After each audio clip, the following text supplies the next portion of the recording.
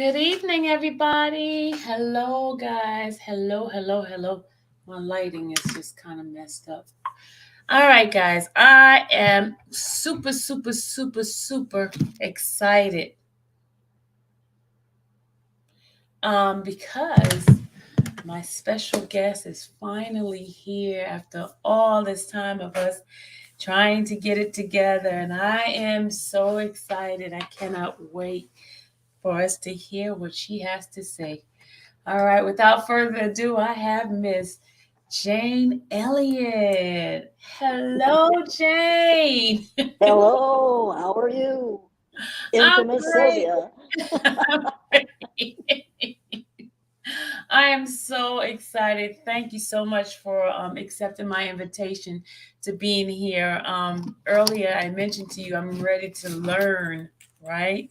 And you said to me, hey, I can't teach you about racism because I know a little bit more, right? Yeah, that's right. You know a little bit more than I do. So, teach me a little thing, a little bit about white people then. That won't take long. We suffer from self-imposed ignorance, and we deny that we suffer from that problem. We blame all the problems on your skin color. If you had just been born a different skin color, you wouldn't have the problems you do. It's your own fault. You should have known. Mm, that's what you say, huh? Well, that's what we hear all day, every day. We blame all our problems on that skin color. If you didn't have that skin color, we'd be you could think the way we do, which is to be as ignorant as we are. Mm, So, how do we change this? I mean, Education. We educate people. We insist that people start self-educating. You don't have to have somebody like me come on television or come on your computer and say, "Look, fool, put that put that telephone down, put your cell phone down, put that away, put your cell phone away, put it in a drawer somewhere, and get a book and spend at least half an hour every day in sustained silent reading and demand that your children do, and your husband and your wife and whoever it is you're living with, your parents, your grandparents, if they're going to be at your house, say for half an hour, we're going to have sustained silent reading, and you're all going to read something. You're not going to turn on the boob tube. You're not going to pick up your cell phone. You're going to read something, and we're going to read something that you haven't read before, and you're going to be self-educated. It's time for us to start self-educating. yeah, yeah. But you know what they say? They said that if you want to hide anything, you hide it in a book from a black person because black people don't read. Do you agree with that? Well, no, I don't agree with them. Black people not only read, they also write.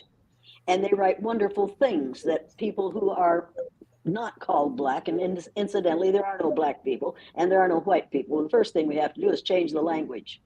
If we're going to use the language of the 15th century, and that's where these two ideas for black and white came during the Spanish Inquisition, Torquemada and company were trying to turn everybody Christian into Catholics.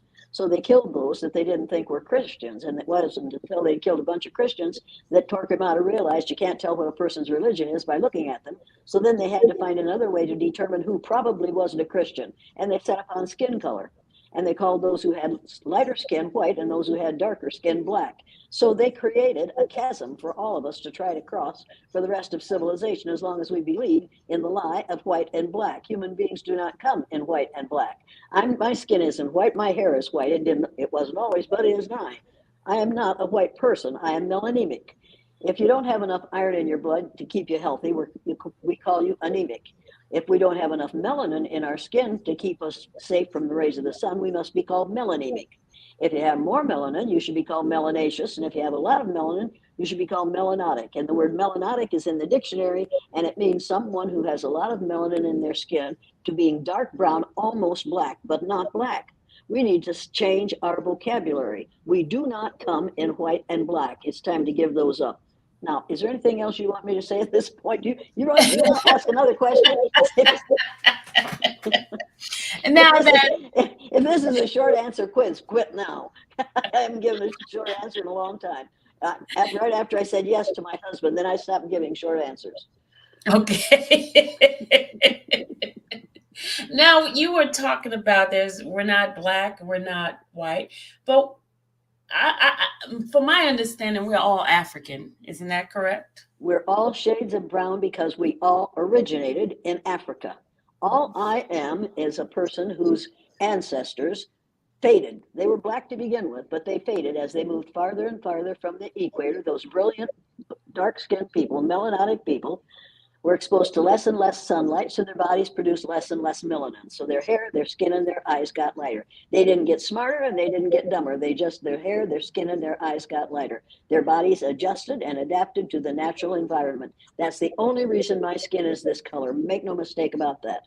We are all descendants of those first modern human beings who evolved about 250,000 years ago. Yeah. Yeah. And if you want to trace your DNA, every person in the world, particularly in the United States, should trace their DNA back as far as they can. And they would find, if they trace it back far enough, that a percentage of their DNA came from a country in Africa. There's only one race of humans on the face of the earth. That's the human race. We are all members of the same race. We are all Homo sapiens. Yeah. Yeah. So why do you think white people, well, people, there are lack of um, Melanin challenge people. Melanin challenge melanin people. challenge people. Why do you think melanin challenge people are so um fearful of those that have extra melanin in them? Because they're afraid right now. What I'm seeing is because of 4 years of having an idiot in the White House Mhm. who who really fed on people's fear. They are afraid that within 30 years, when melanin rich people, melanin uh, or melanated people become the majority, numerical majority in the United States of America, we melanin not rich people are afraid that they will treat us the way we have treated them. I don't think that's what's going to happen. I don't think that melanated people want to get even with those of us who are melanin challenged. I think they want to get equitable treatment under the law. They are promised that in the Constitution. They are promised that in everything we're constantly talking about treating people equally, but we don't do it.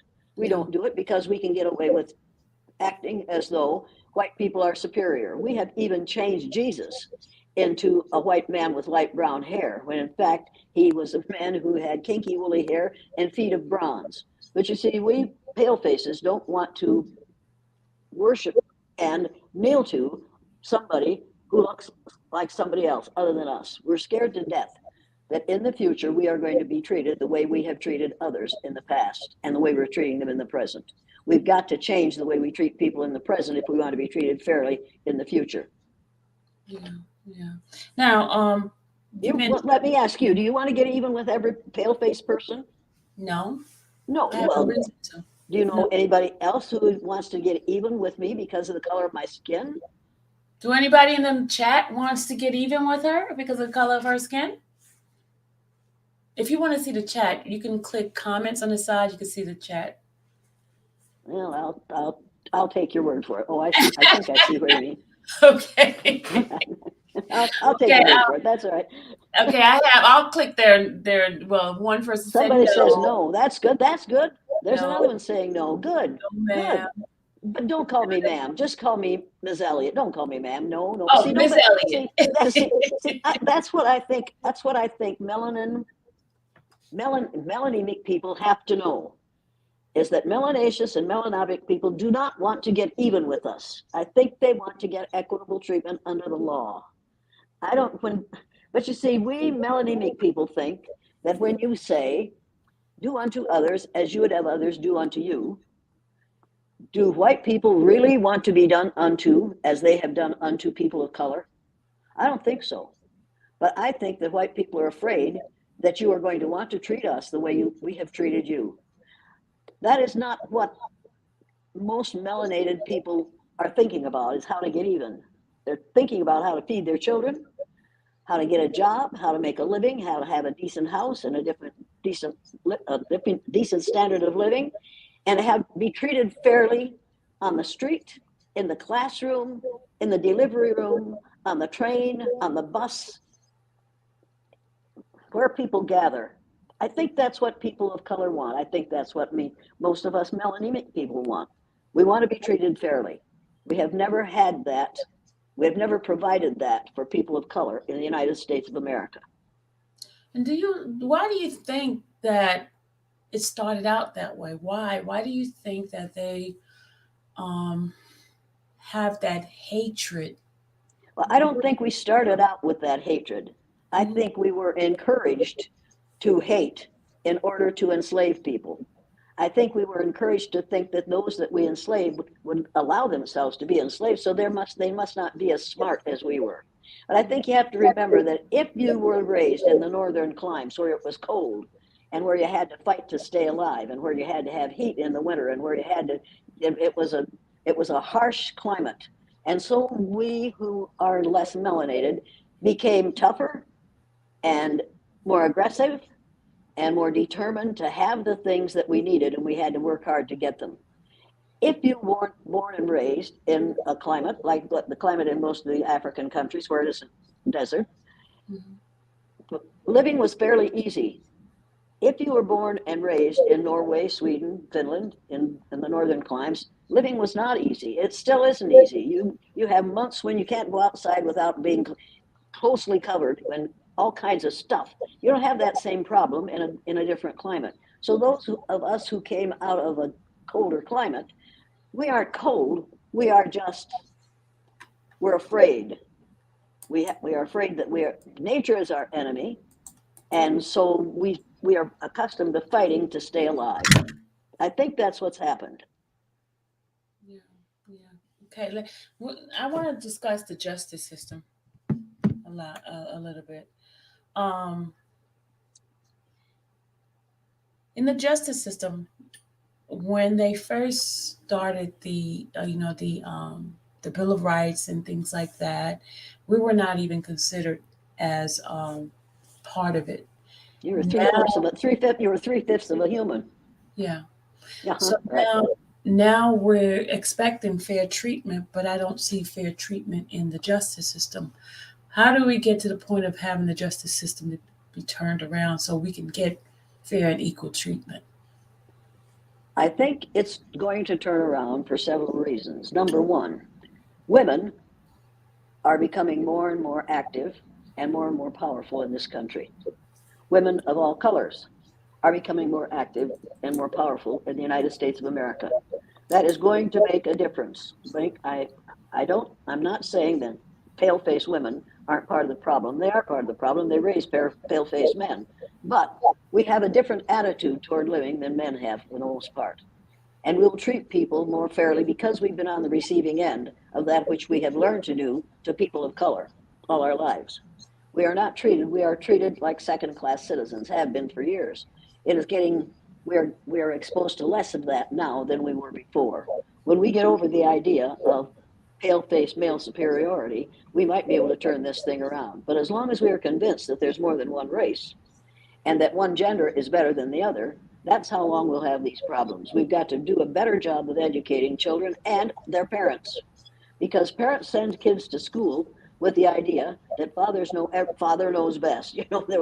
We had a television show for years, father knows best, and we said it's still all about men are the ones who run the show. But as in the last 20 years, last 10 years, I have watched television change drastically. When television first was there for us, only pale, stale males were the ones who ran the show. Suddenly, I'm seeing all different kinds of people on television. I'm absolutely delighted because this is the way the United States is. The United States is a melting pot. And that means that there are a lot of different kinds of people here, different colors, different ages, different genders, different sexual orientations, different kinds of people who have the right, all of them have the same rights. They have the right to be respected, and we should be held responsible if we don't respect one another's rights. I think we should begin teaching the 3 R's of rights, respect, and responsibility in the schools. We haven't been doing that. I think we need to do that. Instead, we talk about the 3 R's of reading, writing, and arithmetic. Well, only one of those begins with R. Writing begins with W, and arithmetic begins with A. So let's talk about the 3 R's of rights, respect, and responsibility and teach them in the schools. And you can, and we must. Yeah, yeah. Now, I was reading in regard to the brown eyes, blue eyes experiment that you did. Wait. Don't call it an experiment. Because what I did was do in my classroom with my third graders, my all white little Christian third graders, what we do with people of color in this country all day, every day. It is an experiment. We aren't running an experiment on them. Mhm. So, and we aren't trying to learn anything from them. We're trying to teach them something. We're trying to teach them to keep their place. This was an exercise, not an experiment. Sorry about that. But you see, people have used the word experiment in order to make it less important and damaging to children. She experiments with little children. Wait a minute. If what I did when I separated them according to the color of their eyes is an experiment for a day to help them to understand what it's like to be other than so-called white in the United States, then what we have been doing with children of color in this country for the last 300 years is an experiment, and we ought to put a stop to it. It's not an experiment. It's an exercise in keeping us in our place and you in your place. Yeah. But Okay? when children are younger and little, they don't have that racist mentality. Because Of I course they see. don't. We're taught to be racist. You aren't born a racist. There's no gene for racism. You have to be taught to be a racist. Anything you learn, you can unlearn. When kids come to my class at third grade, they come in with their parents' racist ideas on their mouth, in their heads. And the minute they come out their mouths, then they have to learn that no, not in this classroom. You will not say that in this classroom because number one, it's a lie and it's based on a lie. The idea of several different races is based on a lie, a deliberate lie. It's time to give it up. It's not a myth, it's a flat out lie. It's time to give it up. Kids are not born racist. They learn to be racist from their racist parents, from the television, from the books they read in school, from the things that happen in the classroom. They learn racism. And if you can learn racism, you can unlearn racism. And I know you can because I've made it happen. What's your question? I'm sorry, I will interrupt. Yeah, I will interrupt you every time you say experiment instead of exercise.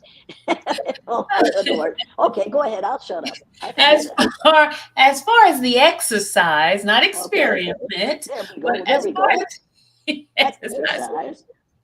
what well, let me start it this way. Were you ever did you ever consider yourself a racist? Well, I knew that my dad said, don't be bringing any pickaninnies into my house as grandchildren. Hmm. I knew that he never said anything racist except that, but there were people he just didn't want us to be around.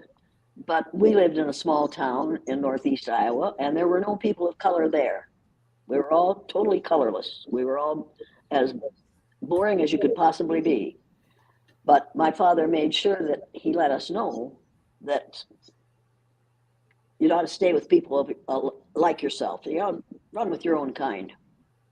So, how did you evolve to where you are now as far as your mindset of everyone having to be equal and not having that mindset of Wait a minute, wait a minute. I don't say everybody is equal. We aren't no, all no, I equal. mean one race, so Yeah, one race, one race. Yeah, yeah. Let's one talk race. about one race instead of equality. I married a man from Boone, Iowa, and we moved to Waterloo, Iowa to work for National Tea Store. He was the produce manager in the National Tea Store in Waterloo. It was in the north end of town, which was the black section. Suddenly, he realized, and I realized, that the things we had been told about black people, what we called black people, were wrong. When I went to college at the University of Northern Iowa, before I got married, I suddenly was hit in the face with the fact that the students who were of color were smarter than I was. They had more money than I had. They had more experience than I had. They knew more than I did. And all the things that I had been taught about people of color were absolutely flat out wrong. That was difficult, but I learned to get along with that. And then I married this man and we moved to Waterloo. And there we were. His livelihood depended on getting along with people whom he had been taught were less than he was. He got along with them beautifully because he appreciated them, he enjoyed them, he recognized them, and he never saw them as less than. And we didn't have a problem until we were being transferred to Fort Dodge and we had to put our house up for rent. We owned a house on the west side of Waterloo. And I put an ad in the paper saying we had a house for rent. And somebody called and said, do you rent to colored people? And I wish I could lie and say, I said, yes, I didn't. I said, this is an all white neighborhood. And I knew the minute I said it exactly what I had done. I had done something I had sworn I would never do. I had defected to the enemy. I made her make the decision as to whether she wanted to come and look at the house. I should have said to her, if you like this neighborhood, feel free to rent this house, but I didn't. I chickened out. And at that moment, I said to myself, this will never happen to me again. I will never bow to racism again. If it costs me my life, if it costs me my family, if it costs me my income, whatever, I will not ever go along with racism again. And so that decision has changed my life greatly. So, have you suffered any for the decision you made, as far as people shunning on you and saying that, hey, you know, I can, you're I can, in I can. lover, or that type of thing? Hold on, I have somebody who's coming, want to come up. Hold on a second. All right. This is Nettie. Nettie. Hi. Hi. Well, I'm enjoying what you are saying, and I believe that people wasn't born to be racist, but they were taught it. My grandmother is from Mississippi and from the South, and very much racist state. And the experience that she experienced coming up, but you know, I wasn't taught racism, so I didn't look at it the way that they did because we didn't experience it and they experienced it firsthand. I know she gave us example when Martin Luther King Jr. died. They were out in the field, and the white master came and said to them, because it word spread it. So, they were all crying and stuff. So they all came running because, they couldn't believe it. And he said, before I let you guys watch this nigger on TV, I will let my cow poop in my face. I mean, that was just like so heartbreaking for her to tell us that. And even, they migrated to Chicago after that. And she said when she died, she didn't never want to go back to Mississippi because of the memories, the suffering, that they endure. But even when I was raised and born in Chicago, even we had white teachers back then, they taught us that we wasn't human beings. I mean, they literally told us that, teaching us in school that we wasn't human beings, that we came from monkeys. So I'm like, wow, why would they, teach us? But we didn't know no better back then, but we knew we was like, so looking at each other, the classmates, like we came from monkeys, like wow, so when I had my first experience of going to Africa and I got off the plane, I just looked up in the sky and I was like, God, I said, they have the same sky as we have. They have homes. It's poor, it remind me of Mississippi. But I'm like, my teacher told us that we came from monkeys and that we need to go back to Africa where the wild animals run around, and it was nothing like that. But So you had ignorant teachers. yeah. You had teachers who were suffering from self-imposed ignorance, and they had no business being called teachers because they weren't teaching you anything except something that was wrong. Yeah, It was and I mean absolutely it wrong stuck with me up until today, and I'm like, why did they do that? because they're ignorant. They're the educators. Some of the most ignorant people in this country are educators. You go to I'm sorry, I'm going to really irritate a whole lot of people with this. But when you have educators coming out of 4 years of college still referring to people as members of different races, those Mm-hmm. educators haven't been educated. They have been conditioned, they have been indoctrinated, but they haven't been educated. And they are willing to go along and teach what they were taught. You can't teach what you don't know. And until educators start reading books like, oh, go to my website, download the printed learning materials on the website, read every book that's listed on that bibliography under racism. If Okay. educators would do that when they went into the classroom, they wouldn't talk about monkeys ever again, because they would realize that when they talked about black people or descendants from monkeys, if they would trace their DNA back, their own DNA back as far as they could, they would find that they have DNA that came from Africa. So they're saying about themselves, we are monkeys. We aren't monkeys. We are not monkeys. We are not descendant from monkeys. We're descended Mm-hmm. from African Americans who were brilliant, and who managed to leave the area of the equator and populate every landmass on the face of the earth. Every landmass on the face of the earth was originally populated by people from Africa. Now, you tell me how those brilliant people were able to do that without any modern technology, and they did it. People who Chinese people, Japanese people, all those folks came from Africa. We all came from the same place. Teachers who have self-educated know that, and they'll change the way they behave in the classroom. They'll eventually change the vocabulary in the classroom, and they'll stop talking about white and black, and they'll talk about melanated or not melanated, melanin challenged, or melanated rich people, instead of talking about white and black. It's time to get over this lie that we've been told. We're all members of the same race. You and I are 20th to 50th cousins, whether you like it or not. That's what we are. You are 30th to 50th cousins. And if we trace our DNA back far enough, we're going to find out that we have the same ancestor. And I'm tickled to death to be able to say that you and I are cousins. Mm-hmm. Yeah, I mean, it's like really sad, but they still, I mean, even like when President Obama was president and he was like, it's this stuck with me. He was like, doing his, I think when he first won the 2008, and he said, all of you African Americans that have a chance that can go back to school, go and get a higher education. So a lot of people went back to school. So I said, he making sense there. So I went back my own self. But my teacher in college was so racist towards me. I mean, I would come to class on time. I would, be out with my pencil ready to learn and stuff.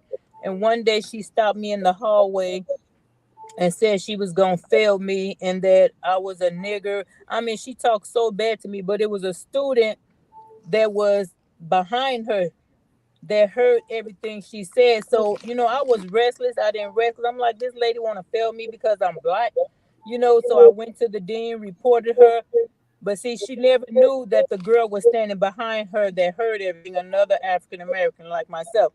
So when I went and reported, I told them who the girl was. Do you know the teacher offered her to lie and say that she didn't say any of that to give her an A, that she would pass her in the class and whatever other class she had that they would pass her. But I said, Lord, I just prayed and I said, Lord, I'm just gonna give it to you. I hope she do the right thing and not lie. And she didn't. And that's what saved me, because I didn't have a chance of going up against her being a white person and saying that she said all this stuff to me. So, but they eventually took her off the faculty and everything. But why should she teach if she have a problem with teaching black people? Because she doesn't belong in the classroom. She doesn't belong in a classroom as an educator. She ought to be in the class of being educated, but not doing the educating. She doesn't know enough to be an educator. If that is her attitude toward people of different colors, she has a problem that needs to be kept out of the classroom. Yeah, and she was at the university. That was okay. Have you read the book the Columbine, when they had the Columbine shooting? They made a video, the documentary. Of what? Columbine. The Oh, yeah.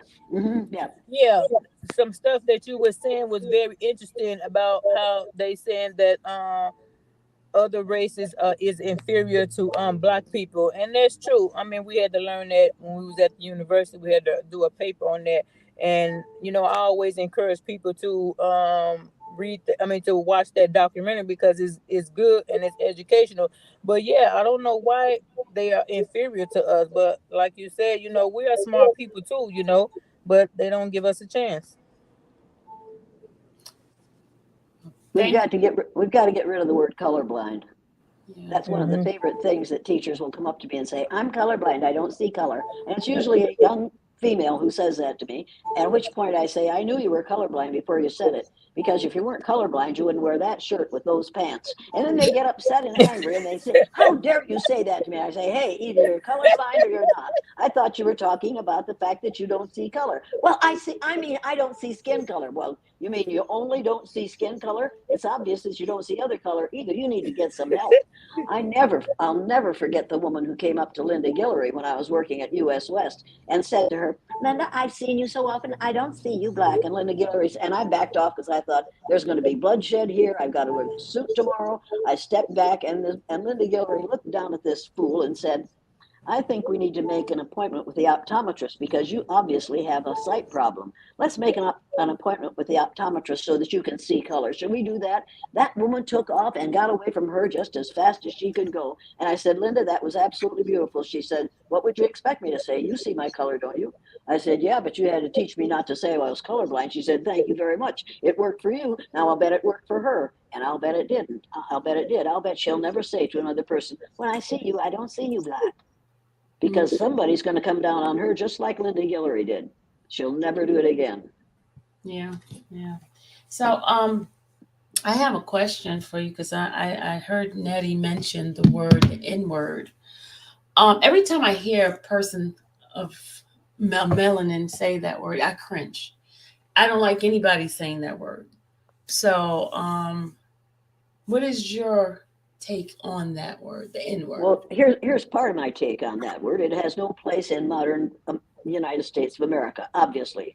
It's an ignorant thing to use. We ought not to be using it. However, you have to remember that Barack Obama wasn't our first black president. Abraham Lincoln was our first black president. He was part white, part black, and part Cherokee Indian. And in Kentucky, where he lived his young life, they used the N-word. He was called the N-word. It was simply an accepted term. It is no longer an accepted term. Eventually, black and white will no longer be accepted terms, and people will say, when you say, I'm black, somebody will say, oh, really? I can see where your hair ends and your skin begins. And believe me, your skin is not black. Eventually, black and white will be as objectionable to people who know what's going on as the N-word is. Because both of those words are used to keep people in their place, just as the N-word has been used to keep people in their place. It's time for us to stop using those two words. If we want to get over the idea of several different races, then we'd better get over the idea of whiteness and blackness, because we're all shades of brown. And if you think I'm lying about that and you want to learn about it in an easy way, get the National Geographic magazine for April of 2018 and read it. It will blow you away when you realize how ridiculously we have gone along with this lie. Yes. All right, we have Spittin' Fire. Hi, Spittin' Fire. How are you? Hello, Sylvia. Hello, Miss Elliot. How you doing? Well, I don't know. How am I doing? You tell me. You doing very well. You doing Good, very I'm good well. then. Thank you. And Sylvia was nervous. I'm gonna tell on Sylvia was nervous as I don't want to interview you. I'm calling her. She was so nervous. I said, you will be fine. You will be fine. I am not nervous. You nervous as Did I we not don't have know a what. conversation, Jane? Did we Well, not have a I'm conversation? nervous. I'm nervous because I'm sure I'm going to say something that's See, going she to ain't being offend honest. At somebody. least you being honest, Miss Elliot. You being honest up here. You telling nothing but the truth. That's only because I can't lie And I'm well. gonna ask one question to get off of here.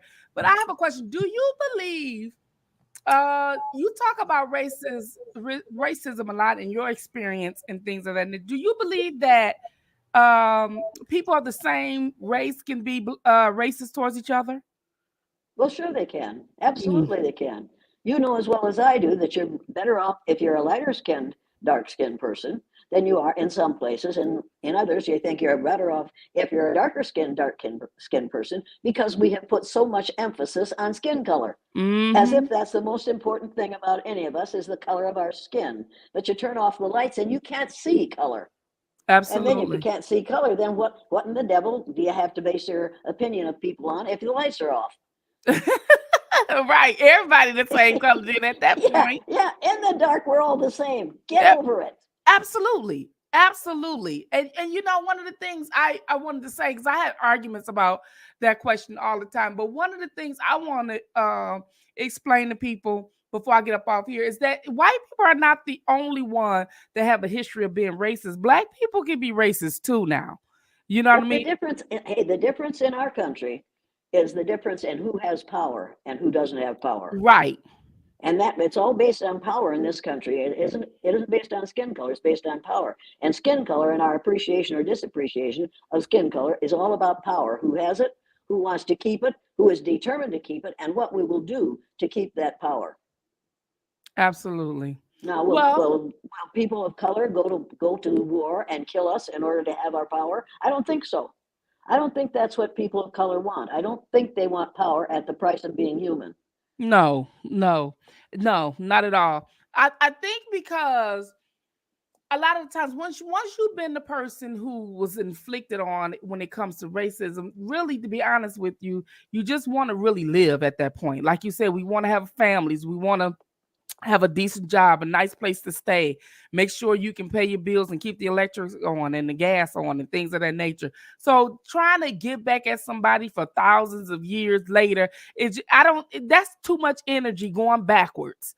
You know what I mean? See, As trying to live day by day. So I see, think, I go didn't ahead. realize that. I didn't realize that until I did the blue-eyed, brown-eyed exercise with my students, my third grade students, 9-year-old students, the day after Martin Luther King Jr. was killed. The first day we did the exercise, the blue-eyed people were on the bottom, the brown-eyed people were on the top. The second day, the blue-eyed people were on the top, the brown-eyed people were on the bottom. And I had listened to the blue-eyed boys in the boys' restroom say what they were going to do to the brownies when the blueies got on top. And I thought, oh, there's going to be hell to pay rent to on Monday, and I've got to reverse this on Monday. Sent him home Friday night, hadn't reversed it, brought him back Monday, scared to death. I was scared to death. I was sure there's going to be all kinds of viciousness out of the blue-eyed kids. The blue-eyed kids were much less vicious to the brown-eyed kids when the blues were on top than the browns had been to them. And on Tuesday, we got in the magic circle, and I said, now I've got to know. You blue-eyed boys said you were going to really get even with these brown-eyed kids when you got on the top. You didn't do it. You were much nicer to them than they were to you. Why did you do that? And that year and every year after that, and I still get goosebumps when I think about it. Those kids said, because we found out how it feels to be on the bottom, and we didn't want to make anybody feel the way we felt when we were on the bottom. Now, Mm, I just think maybe that's what's going to happen. And I see it happening all the time.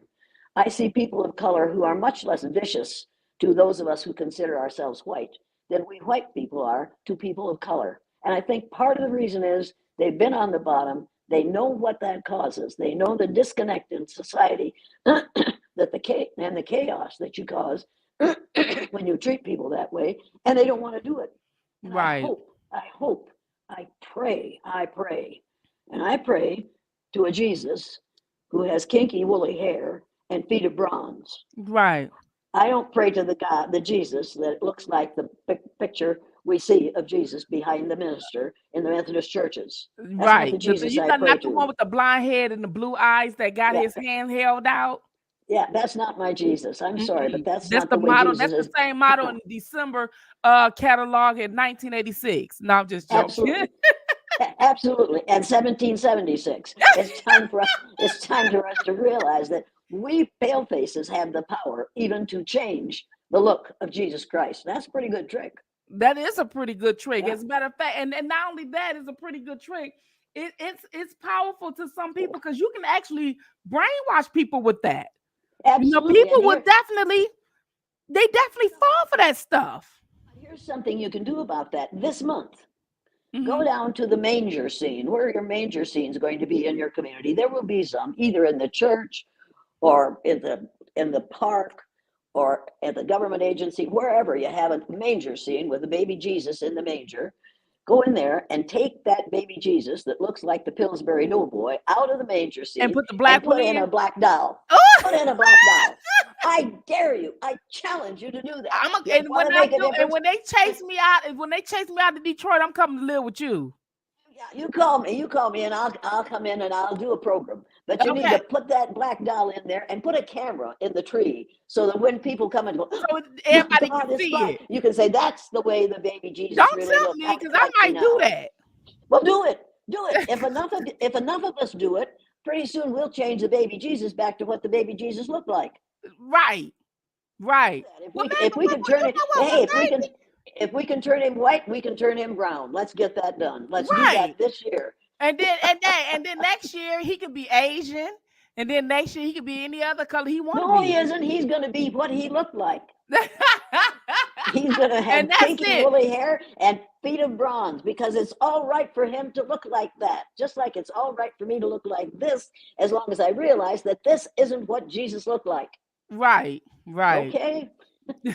Well, thank you so much. I enjoyed you. Sylvia, I love her. I enjoyed her. I hope to have you again and come back Well, on and co-host with Sylvia. well, thank you very much. I enjoyed you. A good conversation with people who agree with one another is not something I have very often. Nobody I'm wants to finna talk to what me. I'm doing is I'm finna sit up here and see and on shopping for a camera. So when I Good idea.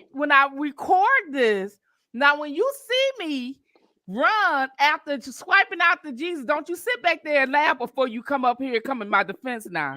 No, I won't. I'll call in and say, look, that woman was right. Leave her alone. All she's doing is trying to fix what we white folks have messed up. That's right. I'm gonna need you to say that. All right, And I thank you. will. And I Thank will. you. And thank you. Thank you so very much. I'll talk to you later. Thank you, guys. Good. Thank you, Sylvia. Nice meeting you. And nice for me to meet you. Thank you. Bye-bye.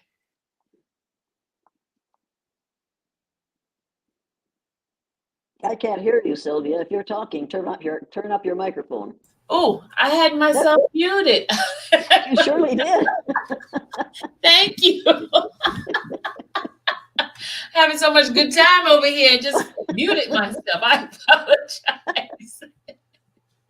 Well, so you didn't interrupt. That's wonderful. You didn't interrupt. You better not mute yourself again, because I'm going to say something you're going to want to interrupt. So be careful now. Now, what were you going to say before I started letting other people come in? You were saying something. I don't remember. You don't remember. Well, this is very, very good. I did have a question. How do you see our relationship in regards to our government, as far as the government? You know, 45 is trying to come back in. 45 is going to jail. 45 is going to go where he belongs. Do not worry about 45 coming back in. Get that out of your head and use his name as little as you possibly can. Okay. And when people start on the news getting into their T-Rump stories, say, look, we've heard enough of him now. It's time for us to stop talking about the past and let's talk about the present and the future. Let's get on with this. We do not have to have the rest of our lives ruined by the memory of 4 years of ignorance. We all know what was wrong with that. We all know something was extremely wrong with it. And we all know that we don't want it. We do not want to go through that any longer. And those who vote in this last election voted to prove that we don't want to go through that any longer. And that now perhaps he has learned that no, it's all over for you, T-Rump. You need to know that. He's got, it's ridiculous. So let's talk about something other than that, because that's a very useless conversation. Mm-hmm. Mm-hmm. I agree. You were telling us your experience in regarding to how you came about. I was asking you, how did people perceive you, as far as did they ever call you the N lover and things like that? Because absolutely. I'm Riceville, Iowa's only N-word lover, and everybody knows it. Before I did the exercise, I was an admired person in that community. My great-grandparents were one of the first settlers in that community. My grandfather was highly thought of, and my father was an admired man because he was an honest, absolutely moral human being. And then I did the blue-eyed, brown-eyed exercise, and all of a sudden I could walk down the street and nobody would speak to me. People would turn, women coming toward me would turn and look in the window of the nearest shop so that they wouldn't have to say hello to me on the street. My kids were beaten and spit on, their belongings were destroyed. They were abused by their teachers, by their peers, and by the parents of their peers because they had an N-word lover for a mother. And after my father died, my mother kicked me out of the family. She said, don't come over here anymore. Nobody's comfortable when you're around. You've ruined our reputation with that eye color thing. And all I thought was, Well, there's only 1,000 people in Riceville. That can't be hurting you very much. 1,000 people. I'm hated by millions of people all day, every day, but she's bothered by the 1,000. I didn't see any of my brothers or sisters for 15 years after my mother kicked me out of the family Wow. because they mom did it, mom said it, and mom it must be true. If mom said it, must be true. So they didn't come. That I didn't see any of them except my older sister would stop once in a while on her way to school, but the rest of them absolutely gave me the cold shoulder until my husband died, and then they came to his funeral, and I said, "Nice to see you," and that's it. Wow. Yeah, it has been very interesting for my kids. The teachers, the principal's wife, when I was teaching in third grade, came to me and said, "Jane, you've got to get your kids." She's taught at the high school level. She said, "Jane, you've got to get your kids out of this school." I said, "Why?" She said, "Because these teachers are trying to destroy your children, and I'm watching them, and they're enjoying it. You better get them out of here." I Wow. said, "Fine, that's exactly what I'll do." So we moved from Riceville, where my kids wanted to live because they absolutely adored my father. But we moved from Riceville, moved 17 miles away, bought a house, an old schoolhouse, moved into it, and my kids didn't have to take that kind of abuse in the Osage schools. Wow. Wow. Mm. Yeah, I'm sorry for what happened to my children, my offspring, as a result of that exercise. But I can't hold myself responsible for what other people did. And my children got over holding me responsible for it. And they finally said, "Mom, it wasn't your fault. Those people are ignorant. That's the way they are. It wasn't your fault." But if I had kept my mouth shut and just gone along to get along, I wouldn't. My kids wouldn't have had to go through that. Mm. Wow. Wow. Oof. Yeah, Sometimes you have to stand for something, or it's your fault for everything, right? that's Anything. right. That's right. And you have. And my dad said, "You know the difference between right and wrong. Do the right thing. God damn it." And that's and then I think he just swore it. He'd look at me like, "You're going to say anything now?" And I said, "Okay, yeah, you do. You know that we know the difference between right and wrong, Yeah. and we know that it's wrong to treat people in bad ways because of our ignorance about skin color. We know that's wrong, but we keep on doing it.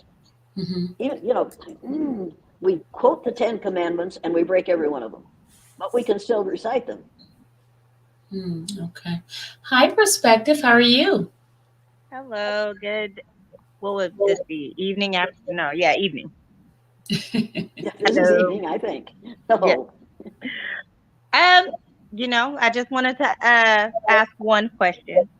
Um, I just wanted to ask your perspective on the R. Kelly situation because the majority of Sylvia subscribers are supporters. So I just wanted to know if you were at all familiar with his case and what your thoughts were on it. remind me of what the Art Kelly case is. Um, he is accused of he is accused of being a RICO enterprise and having um his workers to help him to traffic female women. Female women. Um, Sylvia, help me with the charges. You wanted to bring it up. Go ahead. I don't know what you're talking about, quite frankly. Okay. So you're not familiar with the case. So you can't have an opinion on something you're not that familiar with. Well, I'm not. No, I could say you can't traffic in women without men cooperating with you. you know, but no, I don't know what it is you're talking about. Okay. Fair enough. Well, Thank you. she was basically talking about the White Man Act of John Johnson's case. He's being charged for something that's been back in 1909 or something like that, I think. And what did he do in 1909? 2009. It must have been 2009. They wouldn't go back to 1909. No, no, what they 2009. used that the White Man Act, which is John Johnson was the one that was accused of taking his white Oh, girlfriend okay. state line, and so Robert Kelly is charged with that. But none of the women were white, but they were trying using those type of charges on him and end up giving him 30 years of in his conviction, when you had someone like Epstein, who was never given anything. Was given like 3 years or 18 months. She just basically talking about how when the black man is accused of something, they get so much time, more time than someone uh, who is of Caucasian or white. Our justice system is not justice. It's just for us. You have to realize that in this country, justice is just for us white folks. We all understand that, and we all have gone along to get along, and eventually we're going to have to put a stop to it. And the way you learn about things like that, read the book, The Color of Law. Oh my God. The Color of Law? The Color of Law. If I had it here in my hand, but I don't. You've got to read the book, The Color of Law. It tells you about all the ways we use the law to perpetuate something that is absolutely lawless. And racism in this country is lawless. But if you read The Color of Law, all of a sudden you'll understand that if they hadn't passed laws to keep people of different complexions out of neighborhoods, we wouldn't have segregated neighborhoods. If people in churches didn't believe in the rightness of whiteness, we would have churches in which people got together and they didn't just have to go, on television to do it at somebody doing some kind of a meeting. They would do it ordinarily. We would be together because we are all members of the same race. But we have passed laws, we have legislated in ways that deliberately keep us apart. Read the book, The Color of Law. You will be so angry, but you'll also be so enlightened because you'll realize that this is something we can put a stop to. We can elect people who write the proper laws instead of the kind of laws that have been written before now. We can get people to write the right laws, and you can get people like Joe Biden to put into place laws that should have been there before and that were there, but then were thrown out in those ugly 4 years. We could do this if we chose to. And there's a lot of laws that's in the law book, because like in Mississippi, they still have slavery laws. Absolutely. And you didn't think that the person who was running against Warnock was the result of somebody being enslaved? Yeah. Yeah. People can reinstate slavery in this country today. That's exactly what happens in a situation like that one. I'll give you X amount of dollars and you do exactly what I tell you to. And then you'll get in a position where I can tell you more things to do, but you will still be my slave. Make no mistake about that. That's what I think about those basketball players. They're slaves. To me, I think the basketball players are and nobody's going to like this. Here it comes, people. She's going to get even more wild. Here she go. This is like the gladiators in Rome. The way we treat our professional athletes is exactly the way they treated the gladiators in Rome. Send them out there, get them beat their heads together, get them damaged, get them injured. After several years of going through that, they'd ruined their brains, they'd ruined their health. I read stories about males, particularly males of color, who have been on the football field, and that for 2 or 3 days after the game, the big game on Saturday or Sunday, in order to get down the stairs, they sit down and slide down the stairs because they hurt so much from the blows they've taken during that football game. Now, there isn't enough money in the world to pay anybody to be almost crippled for the rest of their lives. In order to make a good living, that's a good way to make a good living, but it guarantees that you're not going to have a good living after you are no longer able to do that kind of thing.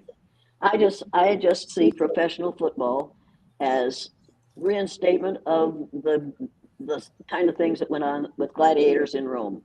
And nobody wants to hear that, and I don't care whether you want to hear it.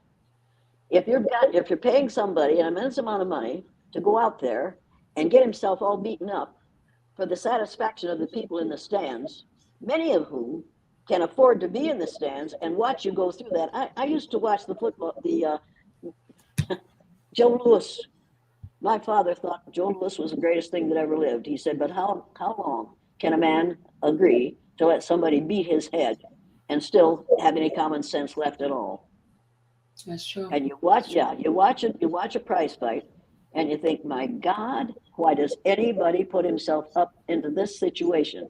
For money? You can't buy good health after it's over. And these football players can't buy back their health. They can't buy back the years that they spent allowing somebody to beat up on them. Yeah, that is Now, so I know that there are lots of sports figures who think it's a perfectly logical thing for people to do. And after all, we pay them well for that. No, you can't pay anybody enough to allow you to destroy their body. Yeah, that's so true. That is so true. All right, let me put the link in and see if somebody else want to come up. How much time do I have with you? Because I don't want Well, to hog. how much time are you allowing me? Up, whatever you want. Well, where are you going to be at 3 o'clock in the morning? Because I can talk until 3 o'clock in the morning. Sleep. Sleep. There's some things we have to say here because nobody's going to ask this question. Are you aware that only from 15 to 18% of the population, of the human population of the earth, is classified as white? 15 to 18%? Okay. 15 to 18% of the human population of the earth is classified as white, and less than half of those are male. So that means that less than 6% of the human beings on the face of the earth are melanemic males.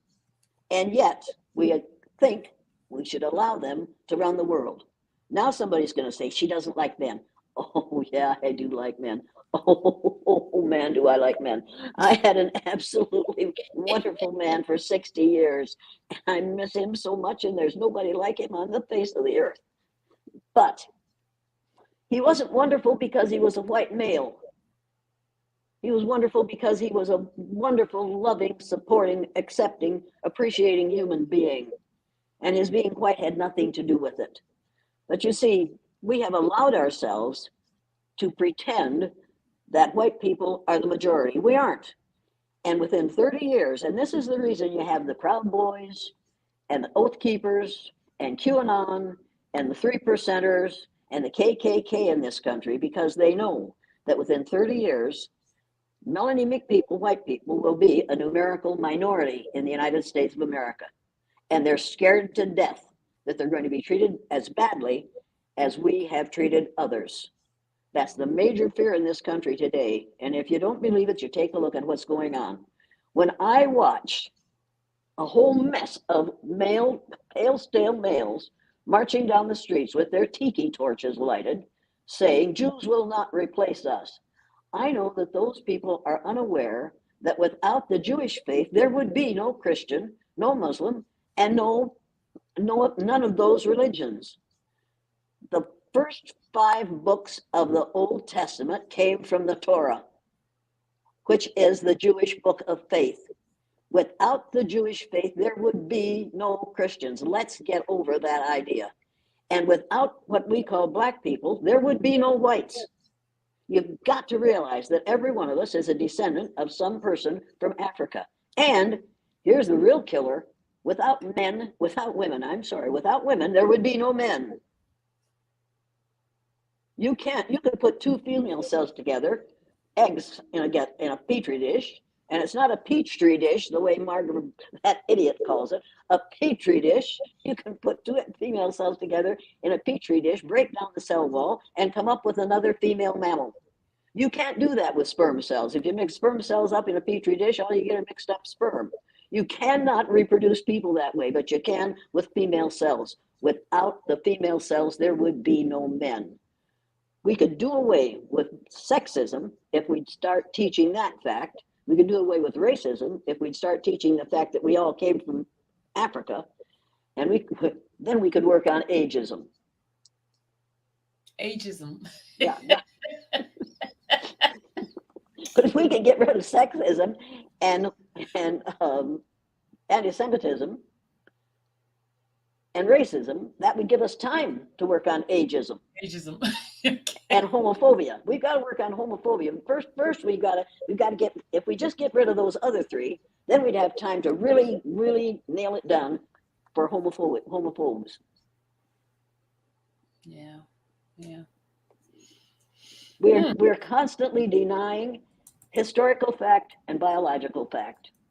And it's time to stop it. It's time to stop teaching the lie and start teaching the truth, which is there's only one race of people on the face of the earth.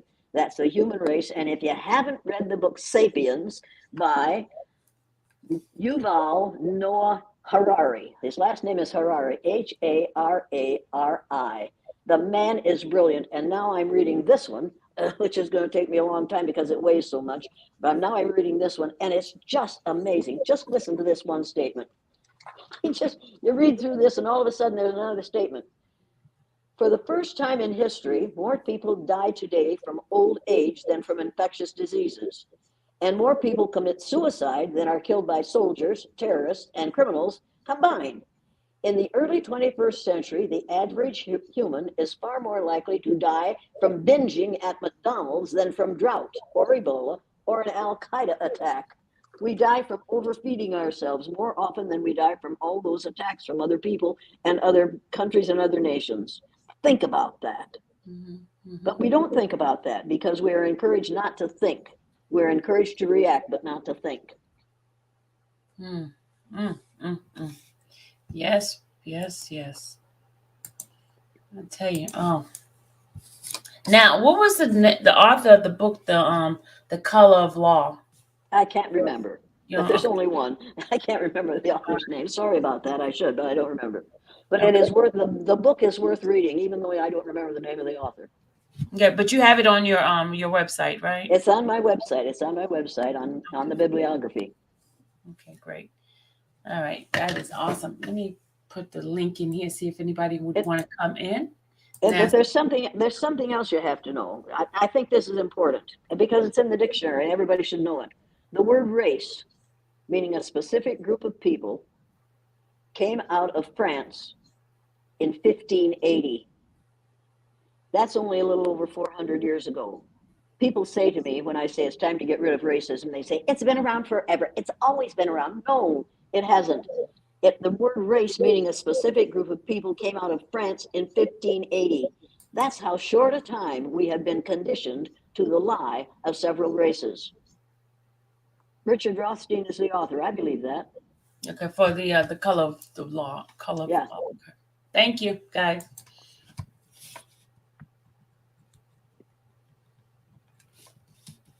All right. How our government segregated America book. Okay, yeah, I got it. Thank you. They just put it up in here for us for me. Because once I get these books, I can start reading. That is an extremely good book. It will make you so angry when you read it because you'll think, why didn't somebody tell me this? Why didn't my teachers tell me this? Because teachers don't know. You can't teach what you don't know. And this is the kind of thing that hasn't been taught in the schools in this country ever. We do not teach things that are going to make us white folks look bad. So we just teach the lie. Yeah. But what's being taught is is a way for us to be controlled.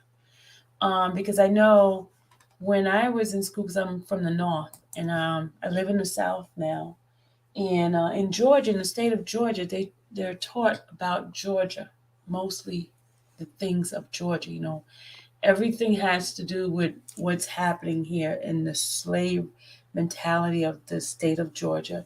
And I remember when the student moves down here from the North, they're looked upon in a negative way because they don't say like the ma'am and the sir, and they looked upon like just being disrespectful.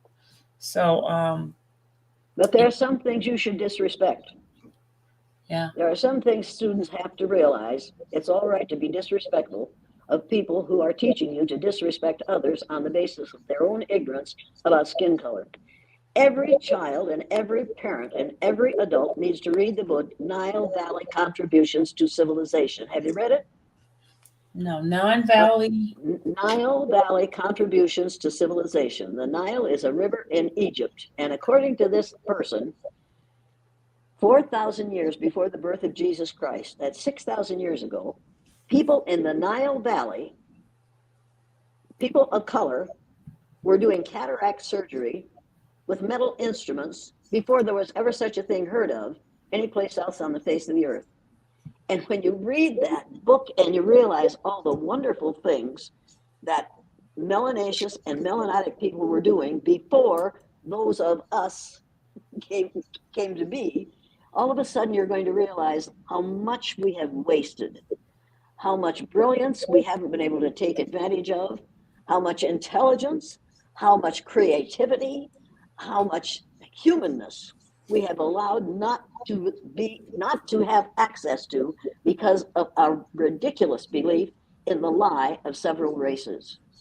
If we knew how very valuable the people were that we thought less of because of our ignorance about skin color, we would be shamed absolutely almost to death if we realize how ignorant we have been. To believe in the myth of several races is to be determined to be ignorant, and it's time to give that up. Yeah, yeah. One of the things that I used to work for the census, and I noticed how they are changing the demographic questions a lot of, because they don't want people to know that the majority of people Caucasian are not the majority. So they started adding like different layers so they could push like Hispanic and Spanish into a category of white, so they could the numbers could look larger.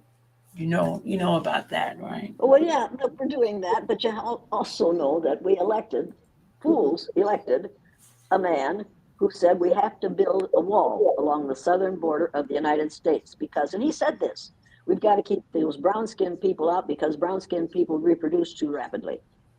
Now, evidently, somebody read to him the book, The Birthed Earth. Now, don't run out and get the book, The Birthed Earth, because you can't get the one in which this man made these ridiculous, Ben Wattenberg made ridiculous statements in that book. So it was panned by anybody who knows anything. So he rewrote the book and used tables and graphs and charts to say the same things that he said in the first book without saying them in black and white. Donald Trump, I'm sorry, I wasn't going to say his name, was I? But he decided we should close all Planned Parenthood clinics because all they're good for is for teaching women how to have abortions.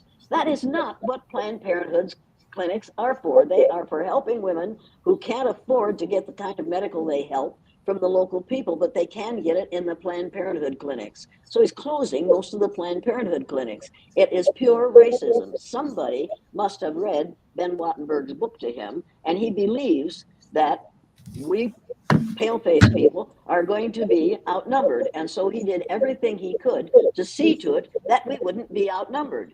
And when you close Planned Parenthood clinics, what you are saying to pale-faced women is, you're going to have more babies. That's exactly what this is all about. It doesn't say the same thing to women of color. He doesn't say to you, you must not have more babies. He only wants that to happen to people who look like me, women who look like me, because we are going to be the numerical minority in this country within 30 years. You can't keep it from happening. What you need to do is educate everybody to accept those who are different from themselves and see them as fully functioning human beings instead of as less than. Exactly. I tell you, I told you I was here to learn. No, nothing that I'm saying is new to you, but because you've lived with this crap for as long as you've lived. You've lived knowing that your mother was very frightened to go into the delivery room because she didn't know whether you and she were going to come out alive. Many Black women know that they are in danger when they go into the delivery room. And even if they aren't in danger, they have been conditioned to the myth that you can't trust the medical profession if you have the wrong color skin. You know that, I know that, we all pretend, oh no, that isn't true. Oh yes, it is. It is, and you need to realize it. We've got to stop thinking of women as the weaker sex. Think about this. Do you know a man who has carried a living being inside his body for 9 months? No. And then when it weighed 7 pounds and had to come out, pushed it out with something of the size of a small orange out through a hole the size of a little green pea, and did it time after time after time. I did it 4 times in 5 years before I found out what was causing that. However, you need to know that until a man can do that, he has no business telling me what I can do with my body. As long as women are the ones who reproduce, and that will be forever, men do not have the right to tell us what we must do with our bodies. If a woman decides to have an abortion, that is on her and nobody else. That's a woman's decision, and no man has the right to tell her that she can't do that. Yeah, you're right about that. But for some strange reason, they think that they can control everything that we do. And they can control who have abortions. And they Hmm. will make it possible, and have in the past made it possible, for women of color to have abortions. Yep. None of this is without racism involved. Yeah, that is so true. That is so true. Okay. Esther said, I agree. Well, Miss Elliot, my body is mine. That's right. That's right. Your body is your own. And until somebody can do with their body what you can do with yours, they don't have the right to tell you how to use your body. Okay, someone else says we do not get to hear it all the time. It's sad we need it for validation. Well, you can get validated all the time by turning off the television. You will not get validated as long as you are watching television. So turn off the television, particularly Fox News. Turn off the television and pick up a book. Go to my website, download the bibliography, and read every book that's listed on that bibliography under racism. People, if enough of us say we've had enough, this is going to stop. Women can put a stop to this. Women can get together and put a stop to this. And if so-called white women, if melanemic women had joined the civil rights movement in huge numbers, we wouldn't have the problem we still have in this country today. But instead, melanemic men knew that they had to put a stop to the civil rights movement, so they had urged women to start the women's movement. The women's movement they might as well have been wearing signs that said black women need not apply. Because the women's movement was all about white women. Make no mistake about that. And I'll get all kinds of nasty letters about that. Save your time. I don't have to read them anymore. Just look at what happened. The civil rights movement was gaining traction. If white women had joined it in massive numbers, we would be in a different position than we are today. But we didn't do it. And so here we are again. We could have put a stop to this, and then we could have had a women's movement that involved all women, not just white women. All right, let's see some of the comments. Gucci says, in this country, it's not who you know, but it's not who you know, but who you know. Who knows you? No, who knows you? No, it's not who you know, it's what you know. And whether or not you believe what you've been told you know. Most of what we know is not knowledge. It's no knowledge. Ashley asks, what are your thoughts about the potential ban on interracial and same-sex marriage? Number one, there can't be such a thing as an interracial marriage. There's only one race. So when somebody says, I'm in an interracial marriage, people say that to me and I say, wait a minute. Which of you came from outer space? Well, neither one. Well, then you aren't in an interracial marriage. That's another word we need to get rid of. Oh, I have a biracial child. How did you do that? Did you mate with a Martian? Well, no, I didn't. Well, then you don't have a biracial child. Instead of using the word biracial and interracial, use the word mosaic. A mosaic is an art form that is new, beautiful, unique, and made of many elements. And that's what we call, instead of calling people who are a member of a biracial family, there is no such thing. Use the word mosaic. It's a beautiful word. It has a beautiful meaning, and it has no negative connotation. Nobody can say to you, oh, you're one of those. They'll have to say, oh, aren't you lucky? And you say, yeah, come with me. You need to realize that because of the hole in the ozone layer, having light-colored skin is going to be more and more dangerous. People die of melanoma all the time in this country, white people do, because they don't have enough protection from the sun's rays, because they don't have enough melanin in their skin. By the time you get to be my age, and that's a long time from now, but it isn't so long. By the time you get to be my age, you will see melanemic people pursuing melanaceous and melanotic people so that they can reproduce and have their children and grandchildren and great grandchildren survive in the future. It is going to become a matter of absolute necessity if you want to have your children survive you. Right. Abortion, that was about Caucasian women because birth rates were down. White women are choosing career and waiting for marriage. That's right. But number one, there is no such thing as Caucasian women. We say if the human race had begun in the Caucasus mountain region, they wouldn't have lived through the first winter. So let's stop referring to people as Caucasian, shall we? If you're going to call them white, just call them white. White birth rates are down. White women are choosing careers and not having as many children as they used to. In 1987, 60% of the fetuses that were aborted were white. And that's the time at which Ben Wattenberg wrote this book about the birth dearth. And the first paragraph of the first chapter of that book said, the main problem confronting the United, and this is almost word for word, the main problem confronting the United States today is there aren't enough white babies being born in this country. If we don't do something about this and do it quickly, white people will be a numerical minority in this country, and this will no longer be a white man's land. I read that paragraph and I thought, my God, what kind of idiocy is this? So I finished reading it. I read the whole book. The second paragraph says there are three things we can do about this. Number one, we can pay women to have babies as they have been doing in Western European nations for many years. Then he says, unfortunately, and these are his words, not mine, unfortunately, we would have to pay women of all colors to have babies, so we don't want to do that. He says the second thing we could do is increase the number of legal immigrants allowed into this country. Then he says, unfortunately, the vast majority of those wanting to come to this country today are people of color, so we don't want to do that. He says the third thing we could do is remember that 60% of the fetuses that were aborted in this year were white. If we could keep that 60% alive, that would solve our birth dearth. Now, this was a brilliant man. This was a brilliant Jewish man who gave advice to presidents of the United States.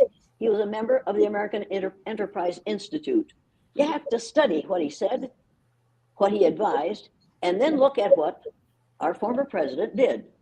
Put a wall along the southern border of the United States, close the Planned Parenthood clinics. Somebody told him about that book. You need to realize that that was a book that was written out of fear, a white male's fear of being outnumbered by people of color. Folks, white people, as we call ourselves, melanemic people have been outnumbered by melanaceous and melanonic people for as long as there has been history. For as long as there have been human beings on the face of the earth, pale faces have been in the minority worldwide, and they will be in the minority in this country in a few short years. Get used to it and get over it. All right. Vivian asks, do you have any books on trauma and racism? Every book that you read written by white people is a book on trauma and racism.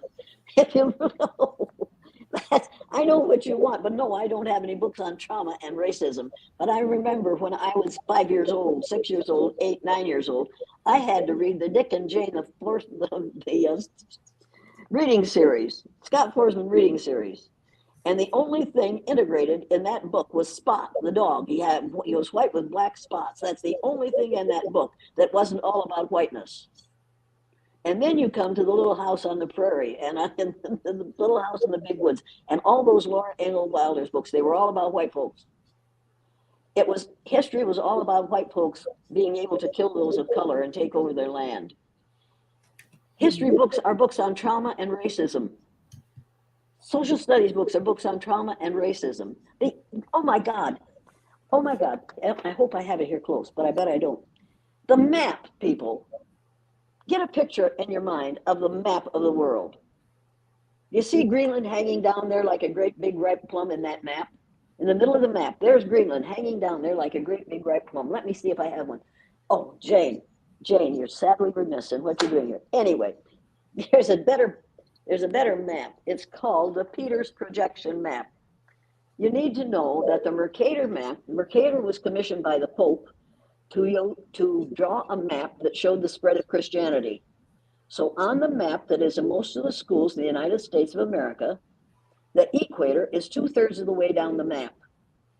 Greenland, on most of those maps, is larger than South America. And that is what is being taught in the schools in this country today. A man whose last name is Peters drew a map that shows the land masses of the earth in their proper proportion and their proper location. And the equator is halfway between the North Pole and the South Pole. If you haven't seen a copy of the Peters projection map, get it and look at it. You have time? Just a minute. I'm going to get one. Don't go away. Don't go away. I'm not going anywhere. You stay right there because you got to see this. All right, I'm here. Don't you dare turn me off now, because I won't turn you off. nobody can turn me off, but somebody could turn me on. Find a man my age. Okay. You won't know what that's like until you've been without one for as long as I have. Okay, see this map? This is the Peters projection map. See Greenland up here at the top of this map? Mm-hmm. See the size of Africa, South America, Africa? Look at the size of these things. The sizes on this map are right. The equator is halfway between the North Pole and the South Pole, which separates this thing into two equal portions, which means you can talk about the Northern Hemisphere when you use this map, but you can't when you use the Mercator projection map, because a hemisphere is half a sphere. On this map, the sizes and shape, the sizes of these buildings, of these land masses are right. The shapes are distorted, but the sizes and locations are right. People, go to capital O, capital D, capital T, maps.com.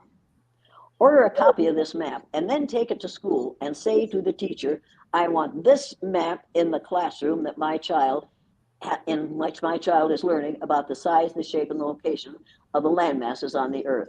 This is an extremely important learning device. Everybody understand that? Yes. People, kids believe what they see. They have been seeing the wrong vision of the land masses on the face of the earth. It's time for us to give them something that is closer to accuracy. And just that map in that classroom, the Boston schools put the Peters projection map in every classroom several years ago, because they had seen me talk about it on the Oprah show, and they put the Peters projection map in the classrooms. It's extremely important that children be taught the truth instead of the lie that is told to make white folks look superior. Okay. What is racism? What is racism for you? Racism is learned ignorance. If you really believe that there's more than one race, you're ignorant. And if you continue to believe it after you've heard the truth, then that's because you want to believe it. How many people do not understand what it is, really racism? It's a lie told to keep one group of people feeling superior and having power and taking power away from. Yes, I know who Margaret Sanger was, but some of the things that she did I couldn't approve of, I couldn't agree with. I can agree with lots of people, but there are some things she did that were right and some were wrong. And I say some things that are right and some that are wrong. You can dislike me if you want to. What did she say? I don't know who she is. Well, look it up. Look it up, because if I start in on Margaret Sanger, I'm going to say something wrong, and I'm not going to do that. All right. Okay, how do you feel about the Me Too Time's Up movement? And women are always right. Women aren't always right. Me Too is something that I'm not sure about the Me Too movement, because I don't know what they're talking about. But as an older woman, I know that we better start taking better care of our men. Oh. They die young. They die young. And you won't know how much you've lost until you lose somebody that you care about. Mm. If you think that isn't true, if you think that women are the weaker sex, go to the nearest rest home. Count the number of little old men there smiling and happy because they're getting all the attention of all those many women. We outlive our men from 20 to 30 years. I didn't want that. I don't want that, but that's what it is. Women aren't always right. If we were always right, our men would live longer. But men have to be responsible for making their living and for taking care of business. Women have it easier in most cases than men have it, and our men die young. Thank you for that one. All right, let's see.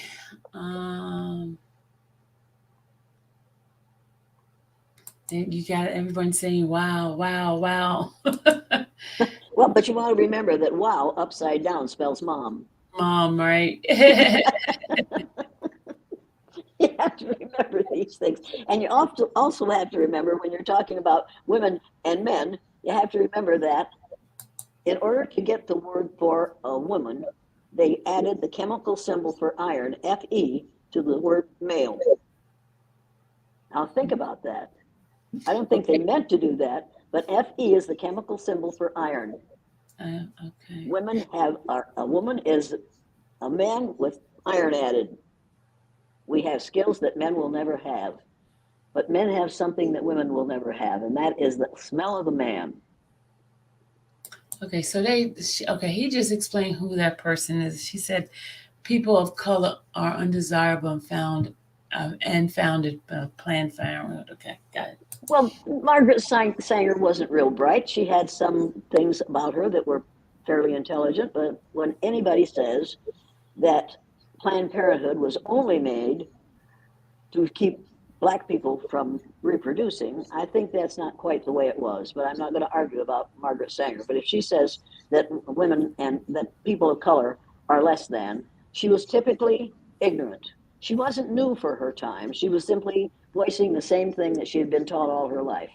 And we're still teaching that same thing today. We're still teaching that the better you are, the whiter you are, the brighter you are. I've got news for you. Skin color is not God given, it's your body's reaction to the natural environment. Mm, okay. She accused a black man of and in order to get an abortion, and she was granted permission. Okay. All right. Let's see. I just That's putting one of the things, I'm sorry, but that's one of the things that pale-faced women do, is accuse men of all colors of rape. Why do you think that? Why do they do that? To get you. If they're without power, they're going to prove to some man that I can fix you. I can entice you into this, and then I can accuse you of rape. And we can do it, and we do it, and some people do it deliberately. Not all. Now, am I saying that no woman gets raped? I'm not saying that. I'm saying that women have been raped repeatedly, and men get away with it because they have the power to get away with it, and because they can blame it on the woman. Very few women ask to be raped. Little girls being raped by their fathers, I don't think they ask for that. I think we need to re-educate our males. I think we need to re-educate our males where power is concerned. But we have women who have used sex as power, and then if they didn't get what they want, then it's rape. Well, yes, that's what women do, but sometimes they get what they want, and then it's fun.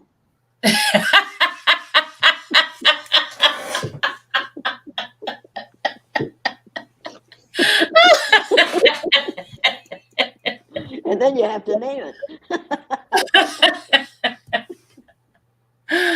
Okay. Oh yeah. You caught me off guard on that one. So, you didn't know that? Well, let me tell you about that. I knew about it, but you just caught me off guard on that one.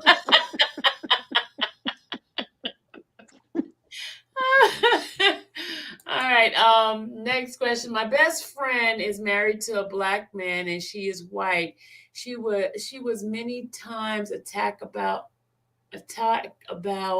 this from black and white. She tells me many people are only ignorant and bad and this had not. Okay, I'm If lost. not, I think there's something missing.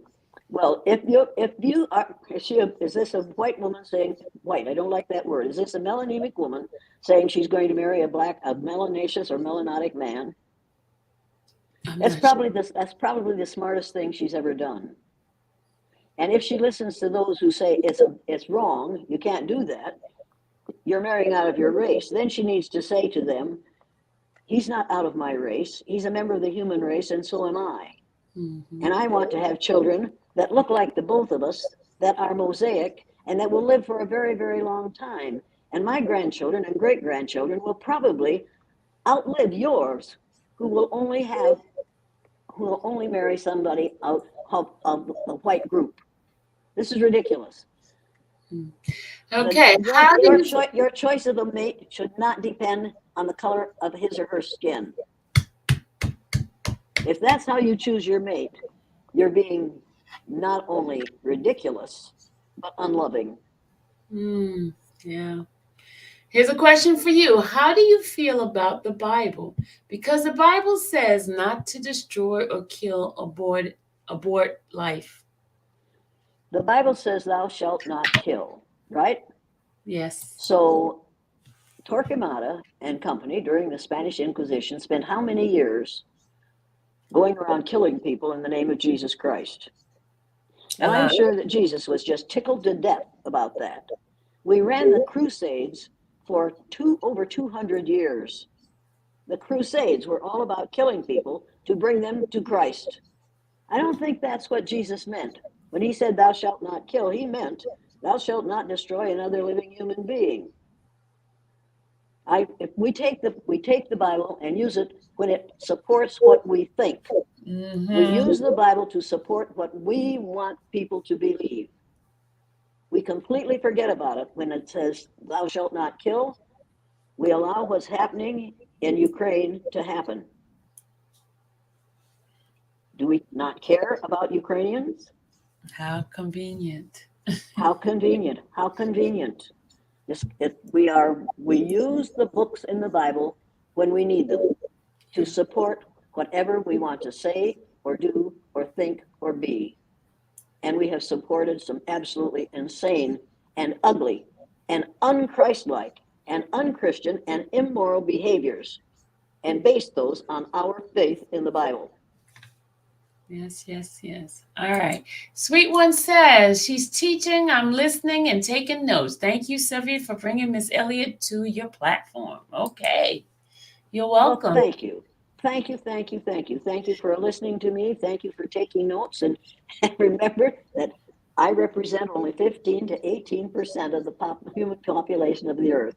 You have to remember that. That means I'm grossly outnumbered by people who look like you, Sylvia, on this program. And I'm extremely, extremely complimented by having you ask me to talk to your group. Thank you. All right. Jay Bennett says 70 million killed by abortion in U.S. How many killed by wars? Ooh. All right, those numbers. How Look, many Native Americans? Don't come for her, Bennett. She'll tell you. Don't throw this stuff out unless you really can support it. Did you call it abortion when we killed all those Native Americans? That we're still killing them? You call it imprisonment and enslavement when we put them on reservations and took their land? Ooh. No, of course you don't. That was American colonialism, and we knew what we were doing. We were trying to make their lives better. We did it because we loved them. And even today, we say to people when we're doing the wrong thing to them, I'm doing this because I love you. My dad used to give us a whipping because my mother told on us, so then he'd give us a whipping, and she'd say, he's doing this because he loves you. And I'd think, could you love me a little less? All right, eye for an eye. Okay, he just put eye for an eye. I don't believe in an eye for an eye. Okay, how many of us ate vegan or on the Daniel diet? Where did this go from? Only those of us who don't want to kill animals. I will kill a hog. No, I won't kill a hog. I don't like pork. I don't mind chopping a chicken's head off, singeing it, taking the feathers off, cutting the thing up, and eating it. Doesn't bother me at all. In fact, I feel better after I've done it. So don't tell me, I understand that some people believe that you shouldn't kill animals either. But think back to the days when we first came here, as we people came here, when the Native Americans were living here perfectly comfortable without us. And think of what we lived on. And we lived off the land. And we lived off the animals. And we didn't regret living off the animals. Remember that. And we didn't regret living off the work of slaves. Think of that. Mm-hmm.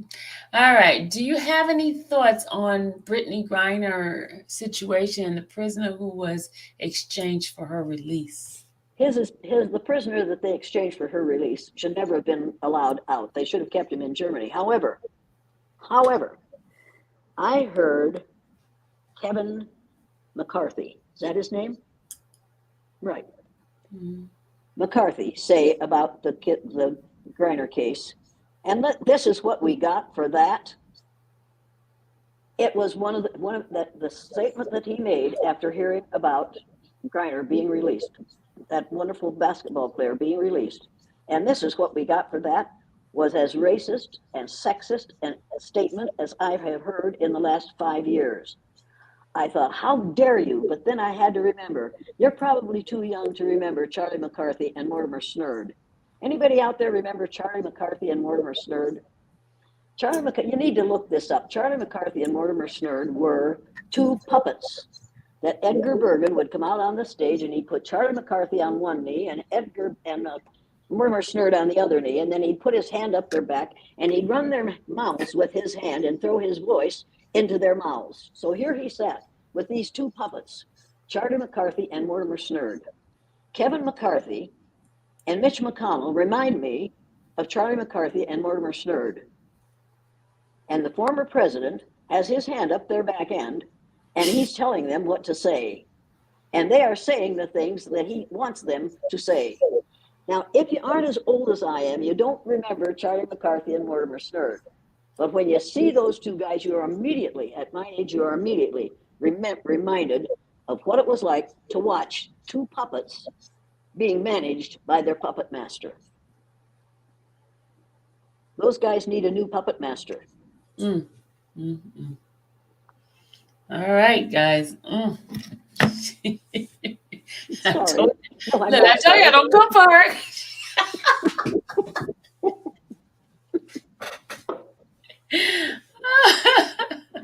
When you get to be my age and you're on a television, you're on a panel with three really, really brilliant black people, melanaceous people, and they bring in a young, skinny, melanaceous male, and his first statement when he comes on is, there's another old white woman trying to tell us black people what to do. And I thought, leave it alone, Jane, leave it alone. Just wait. And I didn't respond. And he just tore into what an awful person I am, and blah, blah, blah, blah, blah. And he went on and on and on. And I waited a long time, and I finally said, CJ, how old are you? I'm 20 years old. I said, I was 60 years old when you were born. Do you really think you know more than I do? Oop.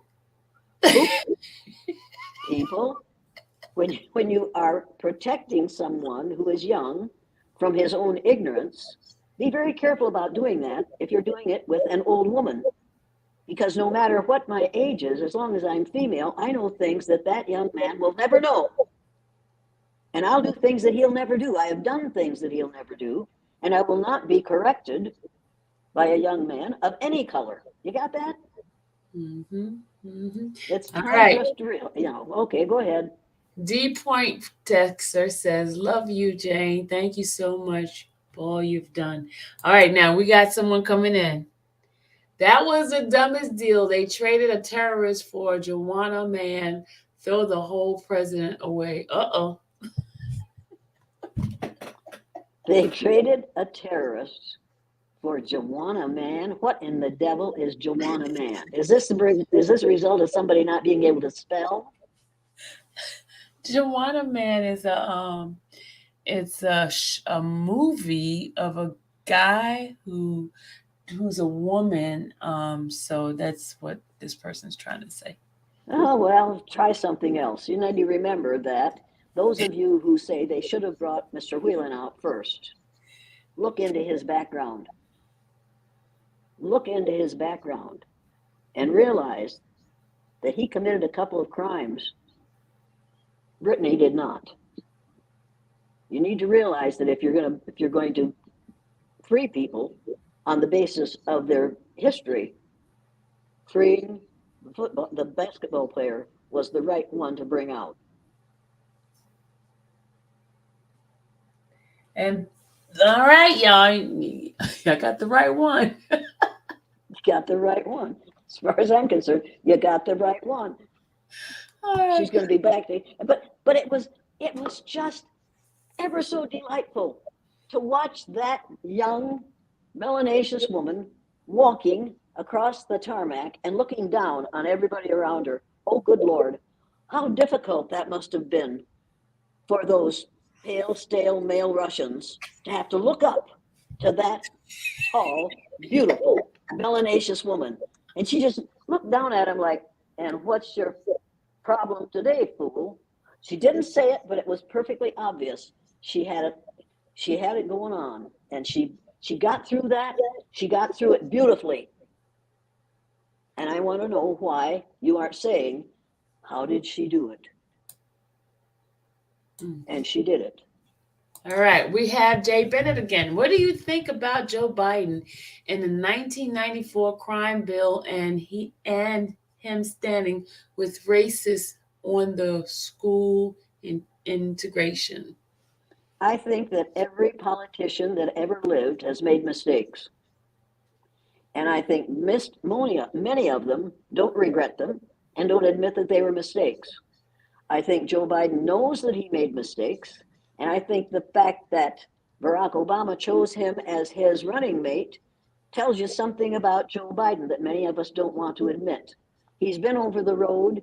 He knows an immense amount about racism. He knows where he made mistakes. He has had experiences that most of us don't want to have. When he lost his wife and his son or daughter, I think. His son. Son. Hey, people, he's had some horrible experiences, but it hasn't destroyed him. And he has been able to give up the garbage that he believed as a young person. Not everybody does. Some people still believe at 74 in the rightness of whiteness. Joe Biden doesn't. He made mistakes before. He doesn't want to make the same mistakes again. Oh, great. All right. If I had a dime for every mistake I made as a child or until I was 8 years old, I would be a very wealthy woman. I think we all would be rich. Super Absolutely. We would be super rich. Yeah. Thank you, everyone, talking about Brittany, but no one understands the situation. All right. Now, okay, Perfecta has come back. He says, what are you talking about? He says, I ain't smoking. I'm glad. If somebody lit you on fire, that would be bad. They're not fooling me with there's an agenda behind that deal. That's what he said. Have no idea what he's talking about. He sounds like he's smoking. I'm just joking. Somebody lit him on fire. That's too bad. Get a fire extinguisher, for God's sake. And okay, his first wife and daughter died too. I know his son died.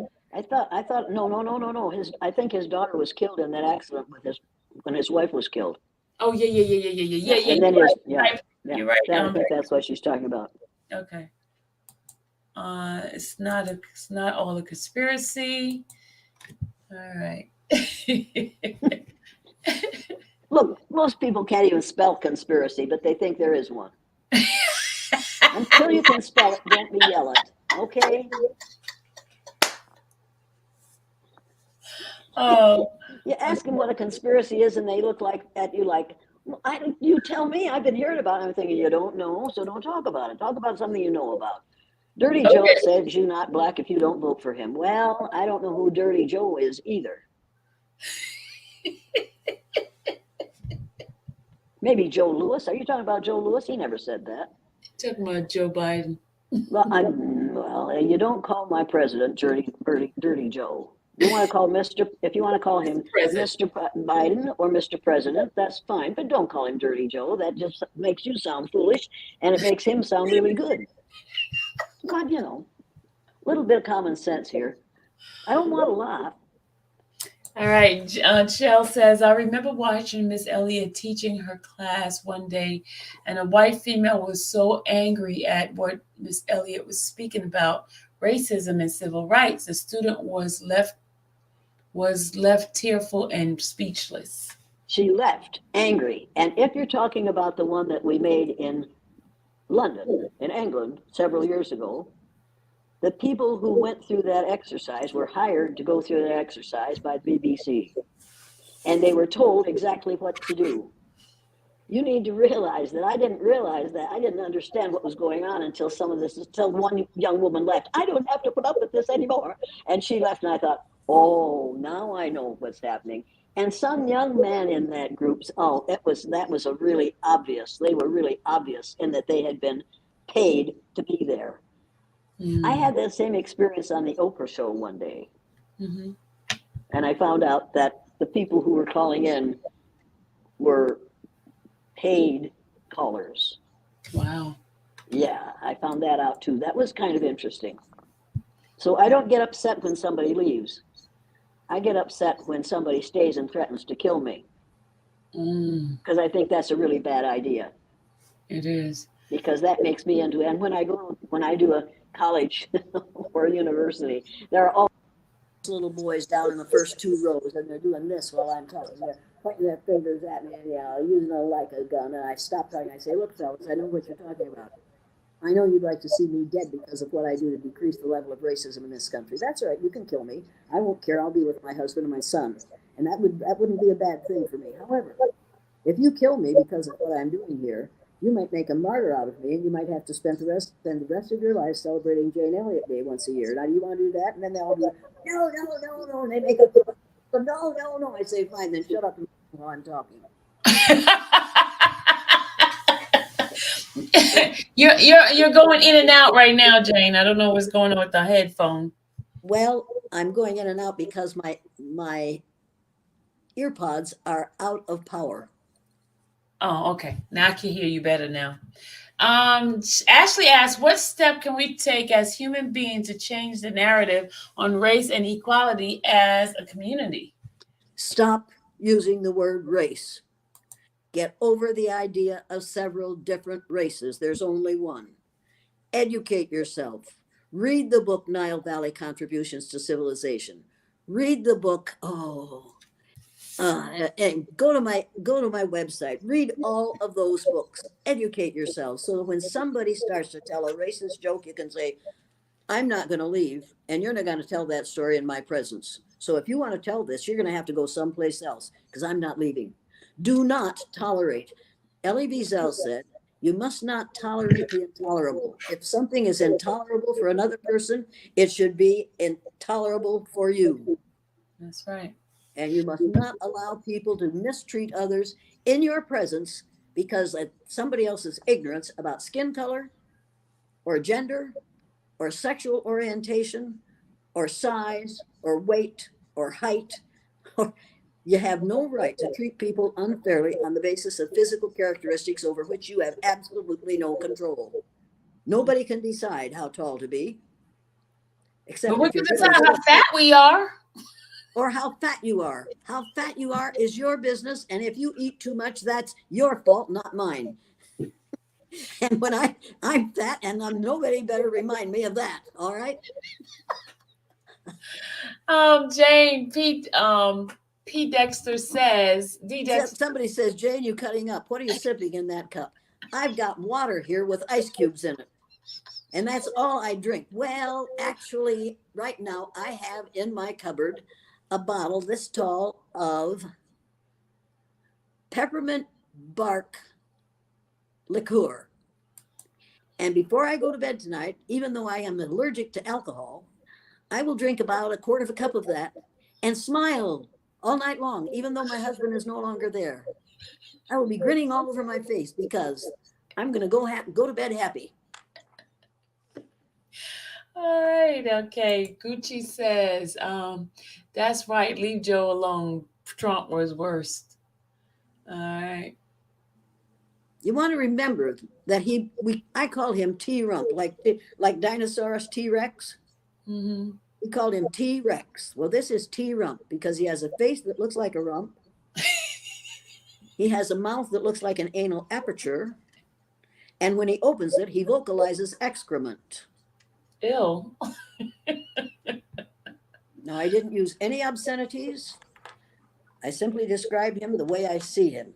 Oh, When you talk about him, you were better off when we didn't talk about him, right? Right. absolutely. All Any right. other questions?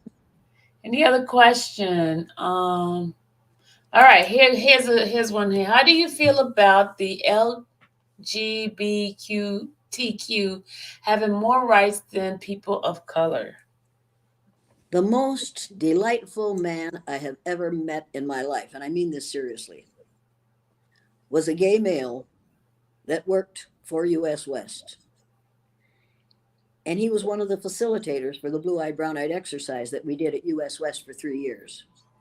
And he came in wearing a mink coat, almost floor length. It was right down to his ankles. I said, "Where did you get that beautiful coat?" He said, "I put a smile on that man's face." And he just grinned and walked away. And I thought, damn, he's got some skills that the rest of us don't have.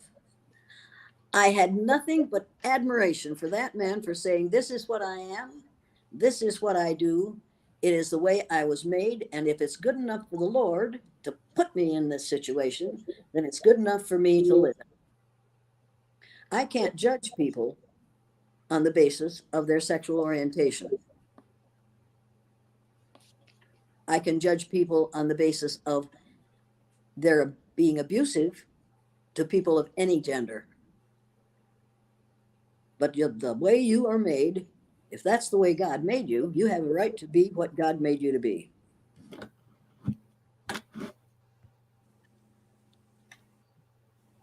Yeah. All right. It's almost my bedtime. Let me just take a couple of more statements. Because it's early over there by you. It's 3 hours.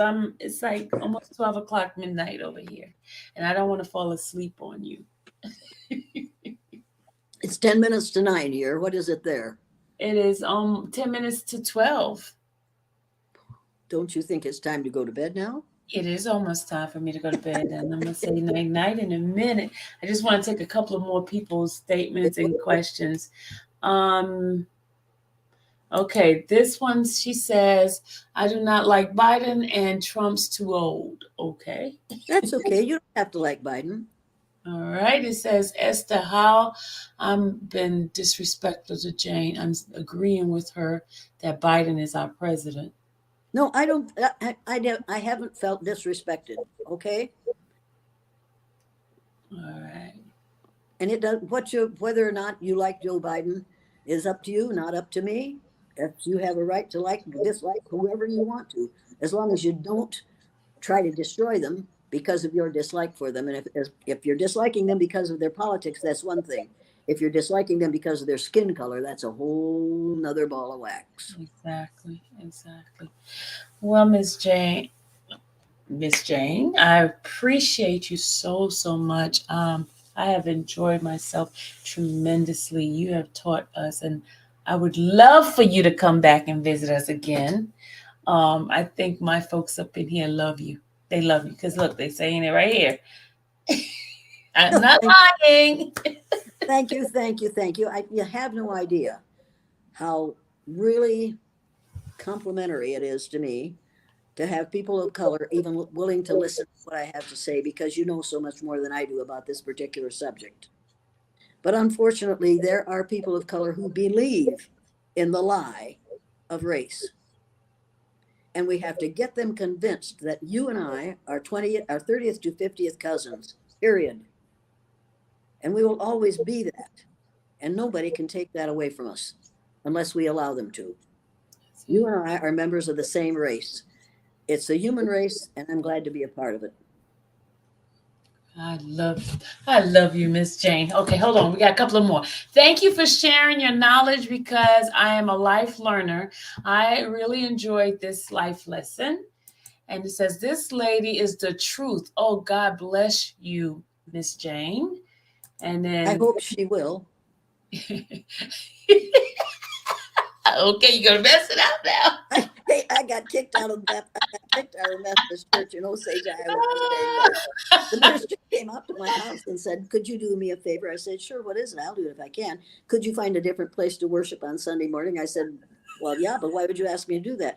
"Because my parishioners don't like the words you use in the service. Because I call God she. I happen to think God is a spirit and has neither color nor gender. Amen. On A that one. women, a women, a women." A woman.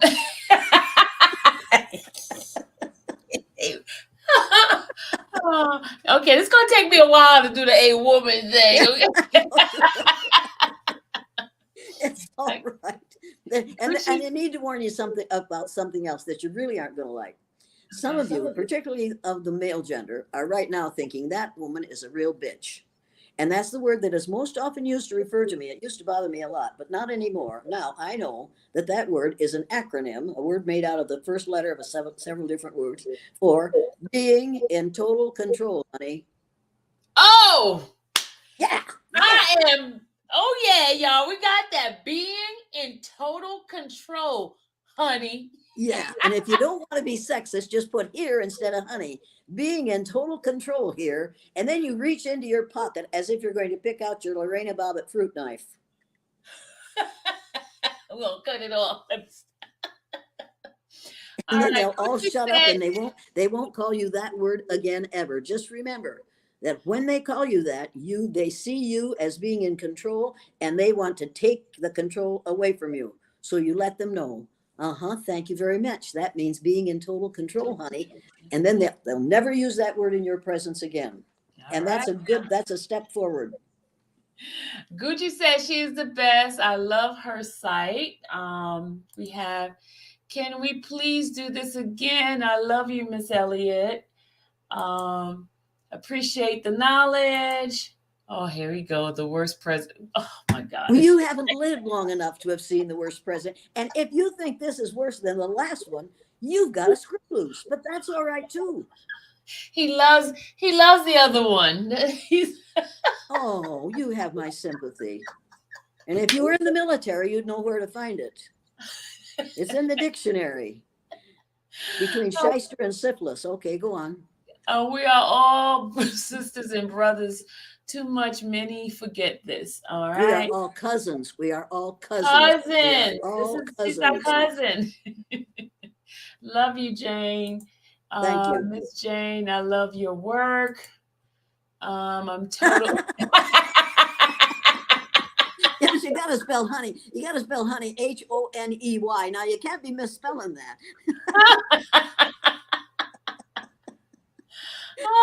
You remember that because that's a really good thing to remember. Okay, And when you here get, you go again. Here you go again. it's a It's a female female. dog. Well, Oh my God. that's your decision. But when you get to be my age, and people say you're old, you'll say yes, I am old. OLD is an acronym for octogenarian, living dangerously. Octogenarian living dangerously. Okay. When you're over 80 years old, you're an octogenarian. And when you're doing what I'm doing, you're an octogenarian living dangerously. And that's what I'm doing. All right. Well, Miss Jane, thank you so much again. I appreciate you. Thank you for coming back and kept trying and kept trying. And we do appreciate you. We love you. And I hope you come back. Well, thank you for giving me 2 hours of your time. That's absolutely the biggest compliment I've ever received. Thank you. You're welcome. All right, everybody. Say good night to Miss Jane, and I'll see you guys another time. Good night, everybody. Good night. Good night.